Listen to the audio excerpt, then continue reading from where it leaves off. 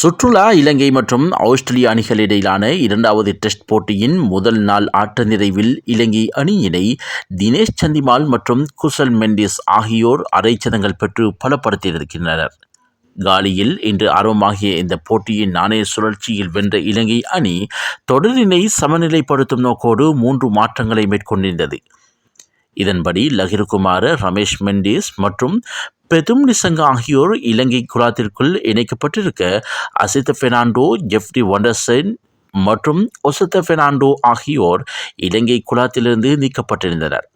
மறுமுனையில் இந்த போட்டி திமுத் கருணாரத்னவின் இறுதி டெஸ்ட் போட்டியாகவும் 100வது டெஸ்ட் போட்டியாகவும் மாறியது. பின்னர் நாணய சுழற்சிக்கு அமைய தொடர்ந்த ஆட்டத்தில் இலங்கை அணிக்கு ஆரம்ப வீரர்களாக திமுத் கருணாரத்ன மற்றும் பெதும் நிசங்க ஆகியோர் வந்த போதும் அதில் நிசங்க 11 ஓட்டங்களுடன் ஆட்டமிழந்து ஓய்வறை சென்றார்.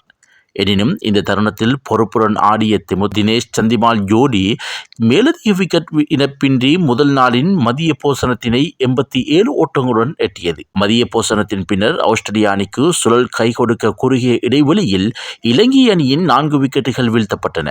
எனினும் தினேஷ் சந்திமால் அரைச்சதம் விளாசி இலங்கை தரப்பினை பலப்படுத்தினார். எனினும் அவரின் விக்கெட் 74 ஓட்டங்கள் பெற்ற நிலையில் பறிபோக மீண்டும் இலங்கை தடுமாற்றத்தினை சந்திக்க தொடங்கியது. இந்த தருணத்தில் இலங்கை தரப்பிற்கு குசல் மெண்டிஸ் மற்றும் ரமேஷ் மெண்டிஸ் ஜோடி நம்பிக்கை ஏற்படுத்தியது.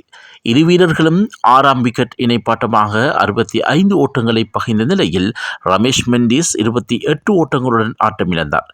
மறுமுனையில் அதிரடி கலந்த நிதானத்துடன் ஆடிய குசல் மெண்டிஸ் அரைச்சதம் விளாச இலங்கை அணியானது முதல் நாள் ஆட்ட நிறைவில் 9 விக்கெட் இழப்பிற்கு 229 ஓட்டங்களை பெற்று காணப்படுகின்றது.